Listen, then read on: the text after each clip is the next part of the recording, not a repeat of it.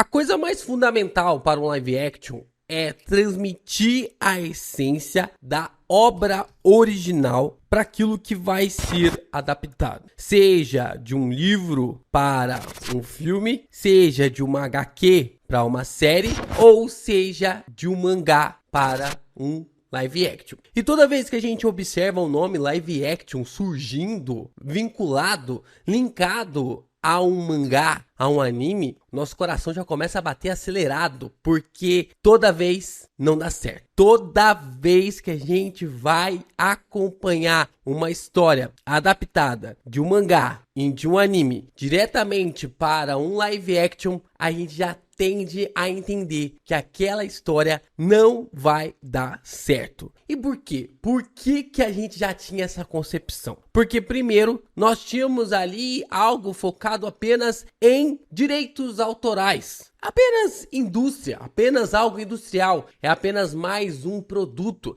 é apenas mais um conteúdo na qual nós vamos lançar sem a essência, sem ter a mão do mestre juntamente com a história. O meu pai sempre tem uma fala de que o gado só engorda com o olho do dono.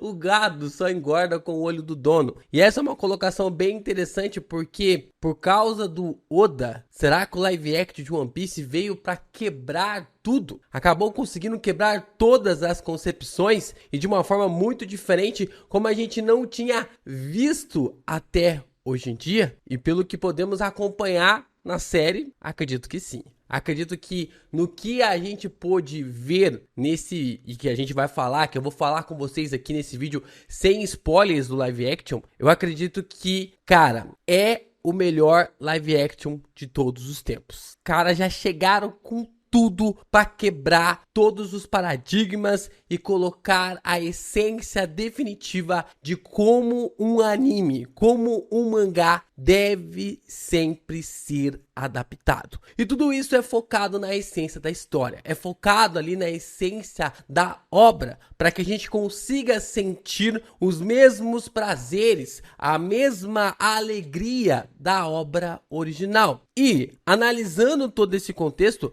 dá para observar que podemos ver três coisas importantes no live action de One Piece. Depois a gente vai falar sobre os personagens, mas três coisas importantes que precisam ter em toda história, em toda adaptação: uma trilha sonora certeira, um figurino bem trabalhado e momentos marcantes. Três pontos extremamente impressionantes que precisam se destacar, que precisam fazer com que a gente tenha as nossas memórias ressurgindo ali na nossa cabeça, como se nós estivéssemos acompanhando esses momentos pela primeira vez. E analisarmos pessoas como os nossos pais, nossas mães, nossas irmãs, ou até mesmo parentes e amigos que jamais iriam dar uma chance para One Piece como uma animação ou como um mangá, se emocionarem através dessa estreia. E tudo isso é bem trabalhado, é bem condizente com a forma como a gente consegue observar uma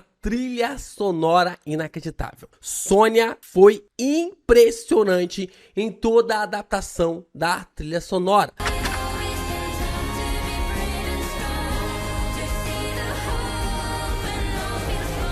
Desde os seus preparos com os instrumentos, as escolhas, os tambores. Para quem acompanha o mangá de One Piece sabe muito bem como os tambores são extremamente importantes para a história. Tudo isso é bem elaborado e bem abordado. Até, gente, a gente vai falar um pouquinho sobre isso daqui a pouco, mas até mesmo a escolha da cantora, da Aurora, tem um significado na história, tem um significado ali para todo o plot da história do live action de One Piece. A gente observa que todas as músicas foram colocadas no momento certo, nos lugares exatos e todas as suas fisionomias para marcar momentos de ação, momentos para se emocionar, momentos de tristeza e momentos de alegria. Nós temos figurinos bem trabalhados. A forma realmente como um live action ele desfere ali, né? Ele acaba tendo essa diferença entre uma adaptação e um cosplay. cosplay? Porque normalmente o cosplay, para você chegar no figurino ideal, precisa de muito trabalho, precisa ter muita grana para chegar nessa disposição. Nós podemos observar isso acontecendo diretamente com Garp e Roger nos momentos iniciais do live action. O Roger é a personificação de um pirata, dentes podres, cabelo desgrenhado, barba por fazer, tudo realmente demonstrando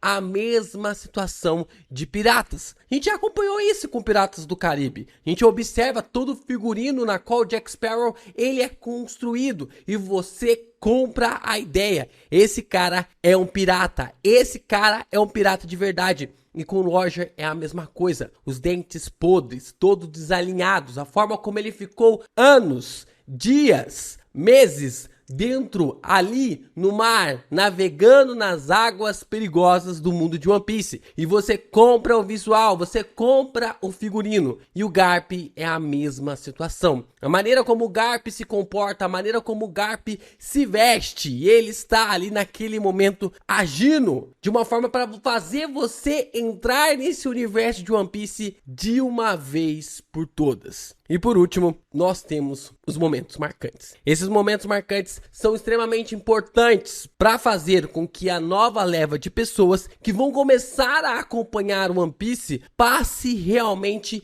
a ter o mesmo destaque, dar a mesma importância que nós damos para essas cenas, tanto também ali no mangá, quanto também na animação. Momentos marcantes são extremamente importantes para a gente observar como cada ponto é extremamente crucial. E a forma realmente como esses momentos foram apresentados para nós no live action fez com que One Piece fosse celebrado literalmente como o melhor live action de todos os tempos e que abriu um buraco sobre o segundo lugar. Então nós tivemos tudo isso e mais um pouco, né? Não posso falar muitas coisas aqui porque senão a gente vai abordar mais spoilers, mas a gente vai falar um pouquinho sobre os personagens. Vamos falar sobre os 5 principais, né? Eu vou focar aqui num pouquinho dos 5 principais e vai ter pequenininhos spoilers, tá bom? Vai ter pequenininhos spoilers para você saber mais ou menos o que pode te esperar, o que vai realmente te aguardar ali pro live action para você chegar do trabalho, chegar da escola e já poder acompanhar. Bom, a gente tem o Usopp, né, ali o Usopp,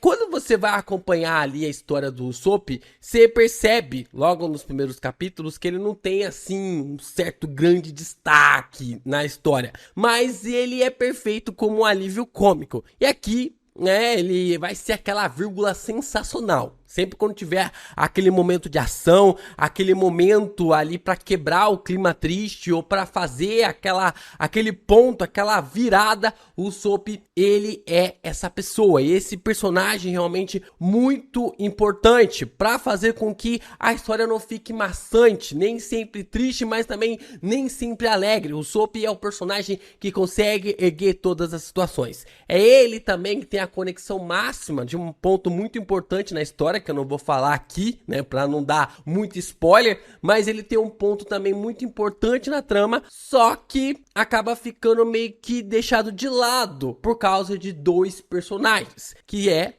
o Zoro e o Sanji. O Zoro e o Sanji, eles têm os melhores momentos de lutas. Cara, a coreografia desses dois é inacreditável, né? O McKinney, que é o ator que faz ali o Zoro, ele escondeu demais as ações do Zoro no seu Instagram e tal, porque ele tem lá um clube de assinatura. Ele tem um clube de assinatura que provavelmente ele liberou tudo pra essa galera nesse clube de assinatura. Mas o Taz não. O Taz, ele tá desde sempre hypando esse live action e o cara alcança umas alturas inacreditáveis lutando karatê. É uma coisa maluca, lutando ali, fazendo os golpes com karatê e ao mesmo tempo proporcionando pra nós momentos ali, né, das suas lives, das suas transmissões, cozinhando juntamente com alguns outros Mugiwaras ou Chapéus de Palha, dependendo aí da linguagem que você assistiu. E os 2 personagens, eles são extremamente importantes, eles são rivais até nisso no live action, de que os 2 ocupam o segundo lugar dos pontos mais emocionantes do live action. Tanto o Sanji e o Zoro tiveram momentos extremamente importantes na qual eu não consigo decidir.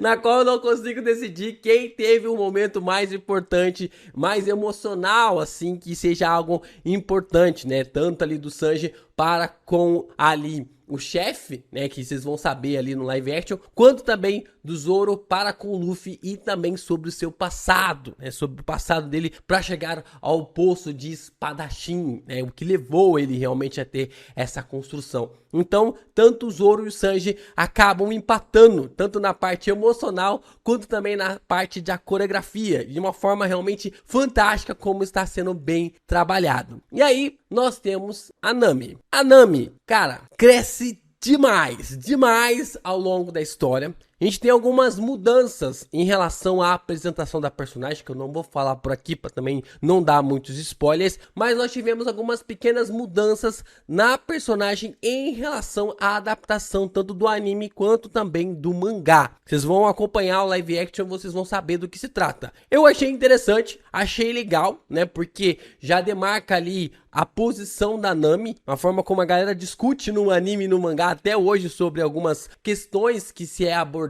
e eu achei que isso foi uma escolha inteligente, uma escolha interessante. A gente vai abordar lá no vídeo de spoilers sobre todos esses assuntos, mas foi uma escolha sensacional. E aqui, meus amigos, quando chega a parte da Nami, a série cresce demais, porque todo o background dela é fantástico, é pesado, mostra tudo, é detalhe por detalhe, e a gente consegue ver a emoção da personagem, ela toda fragmentada, ela quebrada, e chega naquele momento, aquele momento que eu sei que você é fã de One Piece, sabe do qual eu estou falando. Você já tá realmente agarrado ao seu travesseiro e começa a tocar ali uma música tema da Nami, sendo cantada pela Aurora. Aí, meus amigos, aí não tem ninguém que fique em pé.